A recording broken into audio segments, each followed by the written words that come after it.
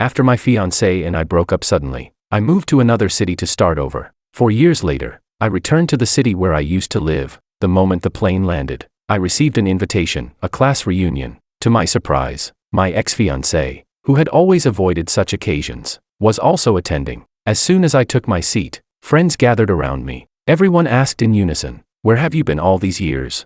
We heard that on the day you were supposed to get your marriage certificate, you disappeared without a word. Katarina has been waiting for you all these years, never marrying anyone else. Did you come back this time to reconcile with her?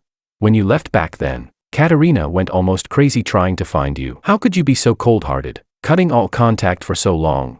Their voices overlapped, trapping me in a haze of confusion. The fiancé who had stood me up that day sat across the table, wearing a pitiful, delicate expression. I just looked at her coldly and said, "Katarina, didn't you tell everyone that back then, at the Civil Affairs Bureau, it was you who stood me up and married that male student you were sponsoring? That's why we broke up, isn't it?" The lively private room fell silent instantly. Katarina opened her mouth to explain, but before she could speak, I raised my hand and showed my wedding ring. "In the 4 years I've been away, I've already built a family, a career, and have children. Miss Katarina, it's time for you to let go." Katarina's eyes reddened immediately, but I could never forget, after 7 years of love, Katarina and I had finally reached the step of getting our marriage certificate. We had waited in line at the Civil Affairs Bureau for half a day, and when our number was finally called, her sponsored male student suddenly appeared, naturally wrapping his arm around her waist and saying, "Katarina, sorry to keep you waiting. Let's go in." I froze in place, my mind going completely blank. Katarina turned to me, her voice frighteningly calm. "I promised to give Romeo a home. He grew up without parents. Poor thing. Don't worry, it's only for 2 years. Once he graduates, I'll leave him right away. Then, you and I can be together, openly, for the rest of our lives." She paused, then added, "The one I love has always been you." "This is just me keeping a promise." I said nothing, watching helplessly as the two of them walked inside, close and intimate. Then I pulled out my phone and dialed the number of the woman who had pursued me for 4 years. "Fiona, I need a partner for a wedding. You coming?" Chapter 1. On the other end of the line, her voice was hoarse. She'd clearly just been woken up. "Augustine, don't mess around. I pulled an all-nighter yesterday. I just lay down. Half an hour." I said flatly. "I'll wait for you. Come, and we'll get the marriage certificate." There was a brief silence. Then came the sound of her knee hitting a desk, followed by a sharp hiss of pain. "Augustine, you'd better not be lying to me," she snapped before hanging up. Not long after, Katarina came out, holding Romeo's arm. When she saw I was still there, she frowned. "Who were you talking to on the phone?" That bright red marriage booklet was in her hand, but not for me. What I had spent 7 years of my life trying to obtain, Romeo had gotten effortlessly, just by making a so-called promise. Absurd. Utterly absurd. "I'm talking to you," she pressed, her tone growing impatient. "A friend," I replied calmly. She visibly relaxed, her voice softening. "I know this makes you uncomfortable, but I promised Romeo first. A person has to keep their word, right?" I nodded slightly. "Yeah, I understand." I understood her choice, but that didn't mean I accepted the ending. She'd rather tie herself legally to a boy who was practically a stranger than give closure to our 7-year relationship. Honestly, I would have preferred it if she'd simply fallen in love with someone else. At least that would have been clean. But this reason, this so-called promise, made those 7 years feel like a joke. And I, the biggest fool of all, Fiona had warned me before, saying she couldn't see love for me in Katarina's eyes. I'd gotten angry at her for that. Now, I knew she'd been right. 7 years of love. No, it was a one-man performance from start to finish. "Since you understand, then come home with me," Katarina said, reaching out to grab my hand. "Home?" I stepped back. "You chose the wrong word. That house is mine, not your home. And certainly not yours and his." Katarina's face stiffened instantly. "Augustine, stop throwing a tantrum." Her words made me laugh, genuinely laugh, though there was no joy in it. The house I'd worked so hard to buy, the one meant for our marriage, had somehow turned into a warm little inn for them to feel the warmth of a family. Do I really look like that big of a fool? "Please, Katarina, don't be upset," Romeo tried to mediate, turning to me with a look of sincerity. "Augustine, you're misunderstanding. I never wanted to take over your place. I just wanted to feel what it's like to have a home through Katarina. I'd never interfere with you too." I cut him off coldly. "If you want to feel the warmth of a home, why not find an older lady and call her your godmother?" "Oh wait, I get it. Probably no one's foolish enough to raise such a grown-up son for free." The words had barely left my mouth before Romeo's face went ashen. Chapter 2. Enough, Augustine. Katarina's face turned pale with anger. "If you keep talking like that, All sharp words and sarcasm. You'll only make me sick. Romeo started his performance again. First, he gave me a wounded look, as if I'd just trampled his dignity. Then he lowered his head, turning to Katarina with the air of a martyr taking the blame. Katarina, don't be angry with Augustine. It's my fault. I shouldn't have mentioned the warmth of a home.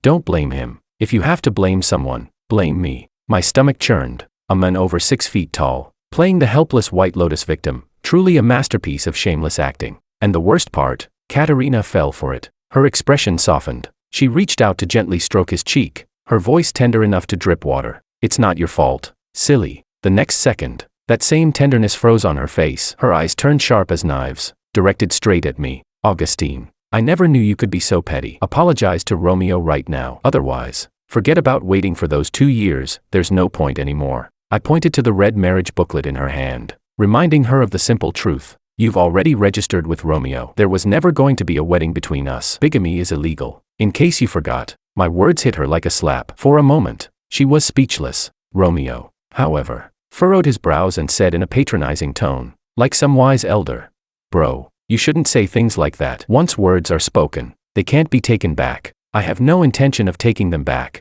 My tone was calm. Since you two are legally married now, I wish you both an early and fruitful life together. Augustine, don't be so damn shameless. Katarina finally exploded completely. Was I being excessive?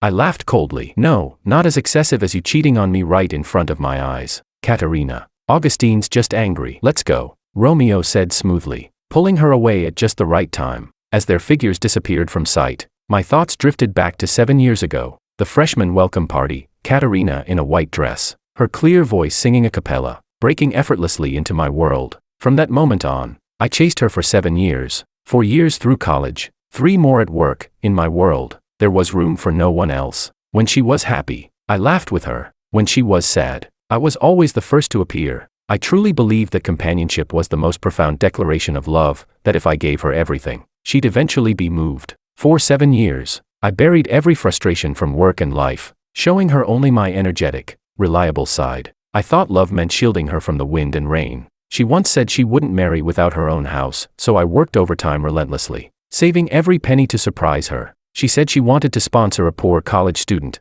I didn't even blink before handing over all my savings. Whatever she asked, I gave. No hesitation. My wholehearted devotion gave her a carefree life, and in return, she spent all her time and energy on Romeo. They traveled together, they joked, laughed, and played together. And every time I showed even the slightest discomfort, she snapped back impatiently. Romeo just sees me as a sister. Can you stop being so dirty-minded? Right, I was the one with the dirty thoughts. And now, that same boy who saw her as a sister had just married her, all for a promise. So what did that make me?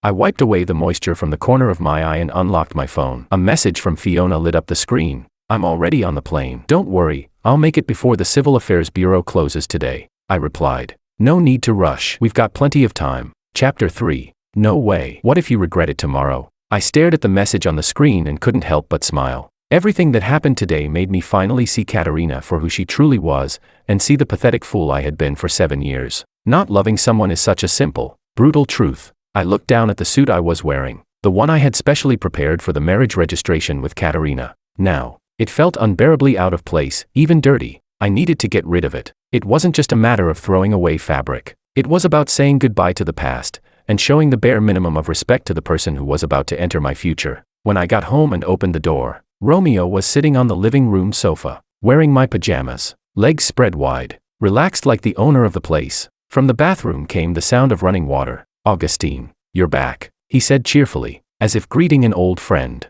I ignored him and walked straight toward the bedroom. Behind me, his voice followed, carrying an arrogant hint of pride. Katarina's got an amazing body. Augustine, I really envy you. I stopped and turned, my expression flat. No need to envy. She's your wife now. Romeo probably thought that would hurt me, but he was wrong. When I opened the bedroom door, the messy bed and the damp patches on the sheets stung my eyes. I grabbed the sheet and yanked it off, tossing it onto the floor, then began looking for clean clothes. Augustine, what's that supposed to mean? Katarina appeared at the door, wrapped in a bathrobe, water dripping from her hair. I answered calmly. Dirty things disgust me. Say that again, she shouted, her voice trembling with anger. Who are you calling dirty? Romeo rushed over again, slipping right into his favorite role, the pitiful, self-blaming saint. Katarina, It's my fault. I shouldn't have said I was tired and wanted to rest on the bed. I'll wash the sheets right now. He bent down to pick them up, but Katarina stopped him, glaring at me. Augustine, have you lost your mind? I know you're angry, and I've been patient with you, but my patience has limits. Now, apologize to Romeo, and I'll pretend none of this ever happened. I turned to her. Sorry, but you can pretend all you want. I can't. You. Katarina pointed a trembling finger at me. Can't you just show a little tolerance? I just wanted him to feel what a home is like, to fulfill a wish. He grew up without a family. Can't you show a little compassion? I almost laughed. What did his tragic childhood have to do with me? I wasn't his father. If that's the case, I said evenly, why don't you two move out? Wouldn't your two-person world feel more like a home? You're kicking me out? Katarina stared at me in disbelief. Not kicking you out, I corrected her. Just asking you both to enjoy your married life elsewhere. After all, it wouldn't sound good if people found out newlyweds were living in another man's house, would it? I picked up my jacket and added, I expect you to be gone by the time I'm back. If not, don't blame me for calling the police, breaking and entering, you know. Without looking at their faces again, I changed clothes and walked out. By 4 p.m., I was standing in front of the Civil Affairs Bureau, waiting for Fiona. She came running toward me, suitcase in hand, hair messy from travel, but her smile brighter than the sun. Hubby, I'm here. She threw herself into my arms like a little bird. I stumbled back a step, caught off guard. Hubby. Of course, she said, laughing. We're about to get married, aren't we? What else should I call you? Then she looked up at me nervously. You haven't changed your mind, have you? I couldn't help but smile. Of course not. The paperwork went through quickly and smoothly. Hubby, I have to catch the high-speed train tonight. There's still a ton of work waiting for me. Once I finish up, I'll come right back and stay with you forever. I smiled and nodded. After she left, the marriage certificate remained in my hands. I placed it side by side with the one belonging to Katarina and Romeo, snapped a picture, and posted it online. Chapter 4. Congratulations on your marriage. Officially licensed and ready to go. Less than a minute after I posted the photo, Katarina's call came through. Augustine, who is that woman? You betrayed me. Her voice was shrill, full of hysteria, while I remained calm, detached, like an outsider watching a scene unfold. Oh, that, I said evenly. Who I marry doesn't seem to concern you anymore, does it? As for a betrayal, that's a word you really shouldn't be using. Augustine, she screamed. I held the phone away from my ear. No need to shout. My hearing's fine, you bastard. I could almost picture her on the other end, pacing, furious, hair a mess, face flushed with rage. My parents and all my relatives know you're my boyfriend. Now you go and marry someone else. How am I supposed to explain that to them? You still say this has nothing to do with me. I'm your girlfriend. Doing this is betrayal. I asked coldly. Oh really? Funny, my parents, my relatives. Everyone knows you were my girlfriend too when you registered your marriage with Romeo. How do you think that made me look? Or does that not count as betrayal? That's not the same. Her twisted logic made me laugh, a dry, bitter laugh. How exactly is it not the same? You could register with Romeo, but I can't marry someone else. Isn't this perfect now? You have your Romeo, and I have my new life. From now on, we walk separate paths, and stay out of each other's way. Ah. Her roar nearly burst through the speaker. Where are you right now? Get home. Now. We need to talk, face to face. There's nothing left to talk about, I said calmly. But don't worry, I'll come back, just once. Before she could reply, I hung up. Then I dialed 110. Hello. I'd like to report a case of illegal occupation of private property. Yes, the address is in the MD community. If she refused to leave with dignity, then I'd make sure she left without it. 7 years, I had been more than fair. Half an hour later, I opened my door. Katarina sat on the sofa, eyes red and swollen from crying. Romeo had his arm around her shoulder, but my gaze went past them, to the 3 women sitting on the other side of the sofa, sipping sparkling wine, her so-called best friends. The bottle they were drinking was one Fiona had specially ordered from abroad, expensive, rare. I hadn't even opened it myself. I remembered hiding it well. Yet here it was, half empty in their hands. Was this still my home? Or had it become their clubhouse? My face darkened. Who told you you could come in? Get out. Before they could react, I strode forward and snatched the bottle from one woman's hand. Half of it was gone. I clenched my jaw in silent anger. Crash. Katarina slammed her hand on the coffee table and shot to her feet, glaring at me. Augustine, what's wrong with you? They're my friends. I invited them. I met her glare with a cold one of my own. And I recall telling you to leave. This isn't your home. And tell me, who gave you the right to rummage through my things? You. Her hands trembled with rage. Her friends jumped in, their voices dripping with mockery. Katarina, since your boyfriend doesn't welcome us, we'll go. But honestly, with a man like this, you'd better dump him soon. Exactly. It's just a bottle of wine. Look how stingy he is. What a joke. Let's go. Total buzzkill. Romeo, ever the peacemaker, spoke softly. Augustine, you've misunderstood. They just came over to help ease the tension between you two. Tension? I gave a short, humorless laugh. I don't recall having any tension left with her. Romeo opened his mouth to say more, but Katarina stopped him. She stared at me, eyes wild, face twisted. Augustine, she said, voice trembling, I'll ask you one last time, do you really want me to leave? Chapter 5. I'm not answering the question a second time. Fine. Katarina's voice was sharp, full of fury. Girls, smash it all. Everything in this house, break it. If anything happens, I'll take the blame. Ha ha ha. Katarina, you're such a queen. About time you did this. The women screamed with excitement, grabbing whatever they could reach and hurling it to the floor, smashing furniture and decorations like a pack of lunatics. Katarina just stood there, watching me, eyes filled with vicious satisfaction. Augustine, if you get on your knees right now and beg me, there's still time to fix this. Beg you. I shook my head and laughed quietly. I truly couldn't understand where Katarina's confidence came from. Did she really think I still loved her enough to forgive everything? This wasn't the first time she'd done something like this. Whenever she threw a tantrum in the past, she'd do the same, smashing whatever she could get her hands on. Every time, it was me who calmed her down, cleaned up the mess, and told myself that patience was love. People say you should never date someone emotionally unstable. They're right. I used to feel exhausted by her outbursts, but my love for her made me tolerate it again and again. But now, it was all over. As I watched her friends gleefully destroying my home, all I felt was cold amusement. Go on, smash it all. The more you break, the more you'll cry later. Katarina, stop them, Romeo said weakly from the side, pretending to mediate. Calm down. When she ignored him, he turned to me, his tone dripping with fake sincerity. Augustine, just apologize to her. Man, if this keeps going, it's only going to get worse. You'll be the one losing out. Keep acting. If I hadn't caught the flash of excitement in his eyes, I might have believed his performance. Losing out? Sorry, not today. I took out my phone, opened the Notes app, and calmly recorded the price of every item those women destroyed, one by one. Then came a sudden, urgent knock on the door. I smiled. Finally, when I opened the door, 3 uniformed police officers stood there. The entire room froze in an instant. Katarina and her friends stared, dumbfounded. She spun around to glare at me, her voice trembling with disbelief. You actually called the police? I shrugged. Didn't I warn you? I said if you weren't gone before I came back, I'd call the police and report you for trespassing. Then I turned to the officers. Officers, it's them and her husband. They broke into my home without permission and refused to leave. Katarina and Romeo were still in shock, but her so-called best friends instantly erupted in protest. Augustine, I can't believe you'd actually do this. Katarina must have been blind to ever like you. Yeah, she just wanted to help Romeo fulfill a promise. And you're calling the cops? You're pathetic. No wonder she didn't marry you. Humph. Let's go. Katarina, a man like this doesn't deserve you. Wait till he comes crawling back, begging for forgiveness. I spoke calmly, almost bored. Sorry, no one's leaving today. They froze. Smash up my house and think you can just walk out.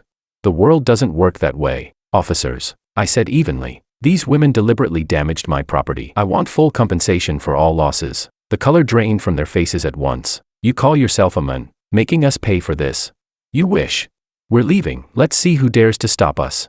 I stood where I was, unmoving, watching them coldly, because I didn't have to lift a finger. Chapter 6. Intentional destruction of another person's property carries legal consequences. If you refuse to compensate, please come with us to the station to assist with the investigation. The officer's words landed like a hammer. The women who just moments ago had been full of arrogance were suddenly pale and trembling. Officer, this is all a misunderstanding. Yeah, we were just trying to calm things down. We didn't mean to break anything. Katarina, say something. We only did it because you told us to. You said you'd take responsibility. That's right, Katarina. Don't you dare let us take the fall for you. Katarina's face turned an ugly shade of red. Her eyes filled with venom as she glared at me. Augustine, do you really have to be this ruthless? I met her gaze with a cold, silent smile. She was the one who registered her marriage with Romeo. She was the one who ordered her friends to trash my home. And now I'm the one being blamed for going too far. Apparently, my 7 years of tolerance had taught her one thing, that my boundaries could always be pushed lower. My forgiveness always guaranteed. Too bad. When love exists, it's called patience. When love dies, it's called self-respect. And to me now, she was nothing more than a stranger. When she saw I wouldn't budge, Katarina turned to the officers, trying to explain. Officer, This is just a misunderstanding. He and I are a couple, we just had a small argument. They're my friends, and I asked them to come help mediate. Yeah, that's right. Exactly, officer. We're all good people, don't let him fool you. Her friends clung to her story like drowning women grabbing a plank of wood. The 3 officers turned their attention to me, silently asking for clarification. Without a word, I took out the 2 red marriage certificates from my pocket and placed them in front of them. I'm already married, and as of this morning, she registered her own marriage to another man. 2 married people can't exactly claim to be a couple, can they? Everything she just said, pure nonsense. You. Katarina's finger shook as she pointed at me, her whole body trembling with rage. Enough, said the lead officer. Save it for the station. You can explain everything there. At the police station, as I stood firm on my demand for full compensation, Katarina's so-called best friends immediately turned on her. This whole thing was your idea. We only did what you told us to. You should be the one paying. Exactly. We're not taking the blame for this, Katarina. Friendship is friendship, but money's money. Don't you dare make us your scapegoats. Katarina's face shifted from green to white, then back again. I stood off to the side, watching it all unfold with detached amusement. So this was the sisterhood she was so proud of. When it came to eating, drinking, and gossiping, they were inseparable. But when real trouble arrived, they scattered faster than anyone. Still, she had no one to blame but herself. After all, people attract what they are. And if these were her closest friends, then what did that say about her? The thought that I had once loved a woman like this for 7 years made my stomach twist in physical disgust. Forget it, I'll pay for everything myself. Katarina gritted her teeth, turned to me, and asked coldly, fine, how much do you want? Let's see. I unlocked my phone, opened my notes, and started adding up the list one item at a time. Then I looked up with a faint smile. Floor repair, custom dining table, imported sofa, wall restoration. I'll even round down for you. The total, 150,000 yuan. Katarina froze, then shrieked, what? That much? Too much, I asked evenly. You've never paid a single cent for this apartment, not for the purchase, not for the renovations. You never cared about the costs. So of course you think it's too high. Should I pull out the receipts for every single thing I bought? Every yuan had been earned by my own hands, through countless late nights and overtime hours. 150,000, not a cent less, I said flatly, a final ultimatum. Katarina glared at me with hatred. Fine, it's just 150,000, I'll pay. Then she turned to Romeo. I only have a little over 10,000 in my account. You'll have to cover the rest first. Romeo looked helpless, his voice trembling. Katarina, I don't have that kind of money. Katarina blinked in disbelief. What do you mean you don't have money? I give you over 30,000 yuan every month for living expenses. Did you spend all of it? Chapter 7. Romeo put on a pitiful face, his tone full of grievance. Katarina, it's not like I want to, but you know how expensive college life is these days. Eating out with classmates and roommates, I can't just let them pay every time. Right. Then there's study materials, club activities, it all adds up. Honestly, I haven't managed to save a single yuan. Katarina took a deep breath, her eyes flickering with something complicated as she looked at him. Then she turned back to me. You heard him. I'm short on cash, and Romeo doesn't have any either. Let's just say I owe you for now. I'll pay you back once I've got the money. No. My tone was flat and final. Augustine. Katarina exploded, her voice sharp and trembling. Don't push it. It's just 150,000. I said I'll pay you back, didn't I? Then pay it now. Her chest rose and fell violently, fury and humiliation burning across her face. And besides, I turned my gaze to Romeo, my voice edged with irony. Do you really believe he doesn't have a single yuan to his name? Romeo's expression shifted ever so slightly before he quickly defended himself. What are you implying? You've been through college too, you know how expensive everything is. And with how kind Katarina's been to me, do you really think I'd lie to her? Heh, I gave a short, cold laugh. Sure, college expenses were real, but burning through over 30,000 a month, that took effort, or a secret. Of course you'd have a reason to lie to her. A clear, confident female voice rang out from the doorway. I turned instinctively, and there she was, Fiona. She stepped inside gracefully, her presence bright and steady, like sunlight cutting through the stale air. For a moment, I froze in surprise before a genuine smile spread across my face. You're back. Didn't you say you had work piling up at the company?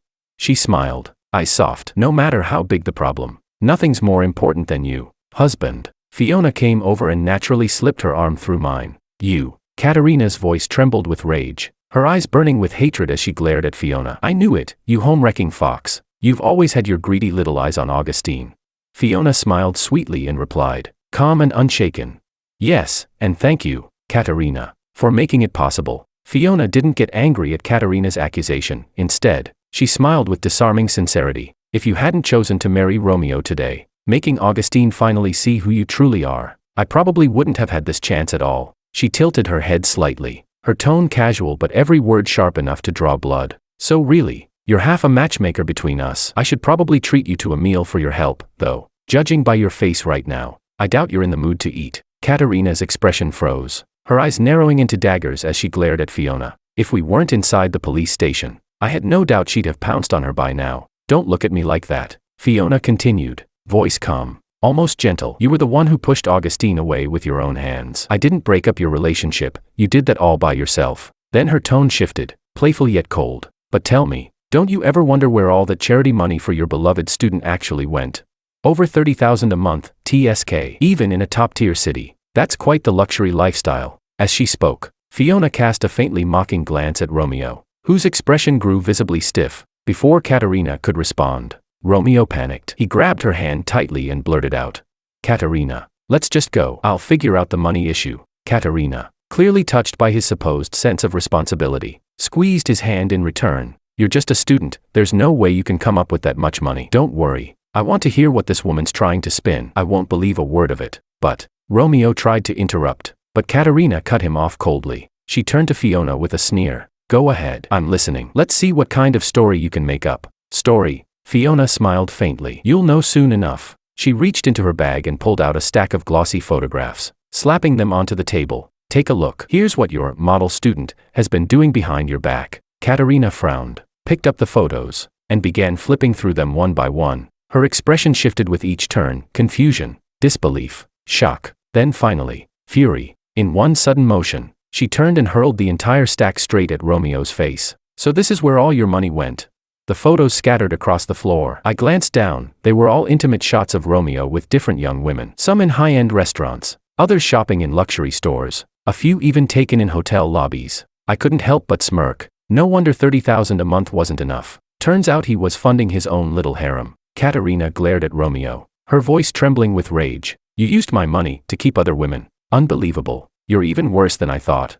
Chapter 8. Romeo's face went pale. He hurriedly waved his hands. Katarina, these are fake. They're photoshopped. You know me, I get nervous talking to girls I don't know well. There's no way I'd be involved with so many women. Fiona answered slowly, calm as ever. Whether they're faked or not isn't for you to declare. This is a police station. Shall we ask the tech department to verify their authenticity? Romeo was instantly silenced. Smack. Katarina delivered a loud, stinging slap across Romeo's face. Her whole body trembled with fury. I scrimped and saved to give you money for school. Even broke up with the boyfriend I'd been with for 7 years so I could give you a home and register the damn marriage certificate. And this is how you repay me. Do you have any conscience? Romeo clutched his burning cheek. Whatever mask he'd worn finally shattered. He let out a bitter laugh and dropped the pretense. You insisted on sponsoring me. I never forced you. And you swore to give me the warmth of a family. Did I ever beg you for that? Don't pin all the blame on me. In the end, you were the silly one, easily flattered by a few sweet words. He paused. Then his tone turned even harsher. Besides, once the money's in my hand, it's mine. I can spend it any way I want. What business is it of yours? You bastard. Katarina snapped. She lost control, lunging at Romeo, claws bared, her long nails aiming straight for his face. Romeo was no gentle type either. He grabbed her and they began to wrestle. The officers rushed forward and pulled them apart. Katarina pointed at Romeo, screaming hoarsely, I gave you so much. I gave up a marriage for you. And this is how you repay me, with betrayal. You ungrateful wretch. Romeo sneered contemptuously. Don't paint yourself as some martyr, like you suffered so much. What are you, really? You supported me because I'm young and good-looking, to satisfy your secret vanity. We're both using each other, you for ego, me for cash. Don't pretend to be noble. Arg, I'll kill you. Katarina screamed and tried to lunge at Romeo again, but the police held her fast. Fiona tugged my sleeve and whispered, hubby, this farce should end. Let's go. I nodded. Before we left, I looked back at the still raging Katarina and tossed one last line at her. Katarina, 150,000. Not a cent less. 1 week. If the money isn't in by then, expect court papers. As we walked out of the station, I could still faintly hear Katarina's blood-curdling curses behind us. Why did you even look into Romeo? I asked, genuinely curious. Fiona held onto my arm, looking up at me with that confident sparkle in her eyes. Of course I checked. I wanted Katarina to see what kind of trash she gave up everything for, and realize how blind she's been. You're a good man, Augustine. Someone had to show her that. You think I'm a good man? Of course, she said without hesitation. Rising on tiptoe, she planted a quick kiss on my cheek. My husband is the best man in the world. No objections allowed. I couldn't help but laugh, tightening my grip on her hand. The days that followed passed quickly as Fiona and I threw ourselves into preparing our new home. She told me she'd already resigned from her job. Once her handover was done, she'd be moving in for good. No more long distance. No more leaving. A week flew by, bringing with it the deadline I'd given Katarina. That afternoon, she showed up at my door. Augustine. In just one short week, she looked like a completely different person. Hollow cheeks, red eyes, exhaustion written across her face. I've already divorced Romeo. Her hands trembled as she fumbled in her bag, pulling out a green divorce certificate and thrusting it toward me. Look, I interrupted her, voice calm. So what? Let's start over. Okay.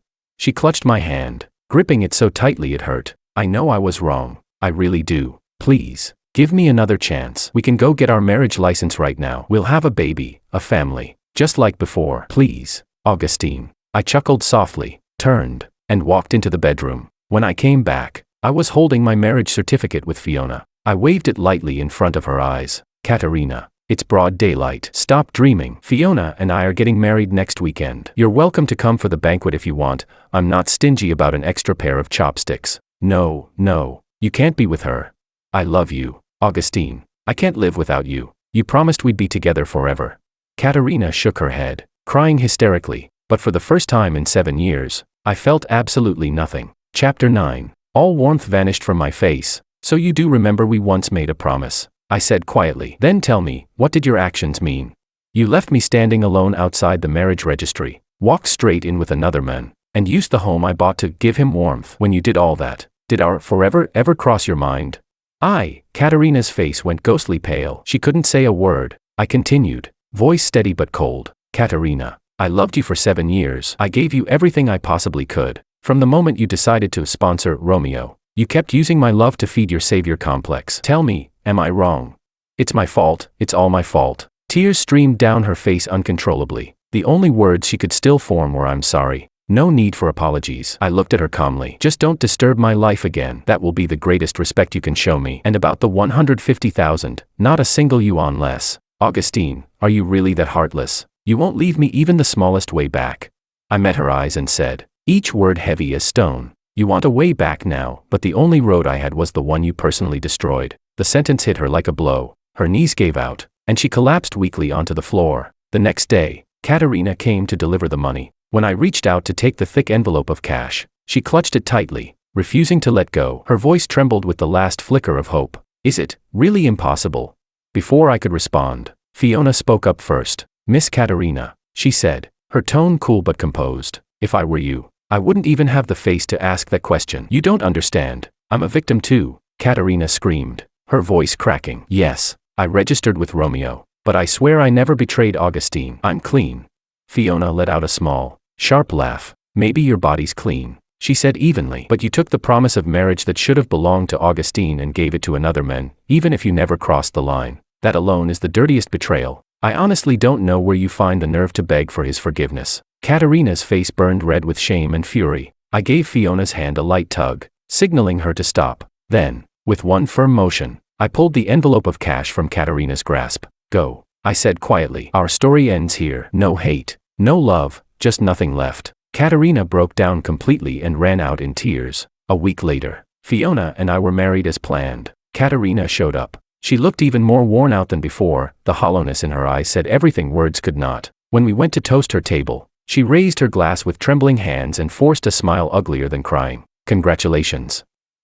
I wish you both a lifetime of happiness. Thank you. I touched my glass lightly against hers. She downed the liquor in one go, choking as it burned her throat, coughing until her eyes turned red. When she looked up at me, her eyes were full of desperate hope. I gave her a polite nod, nothing more, and turned away, leading Fiona toward the next table. Behind us, her stifled sobs broke through the music. That night, I received one last message from her. I'm leaving the city. I wish you happiness. Truly. I read it once, then deleted it. For a moment, I stood there in silence. Then I walked to the window. Outside, the night was deep, but in the east, The first faint light of dawn had already begun to rise. A new day was beginning.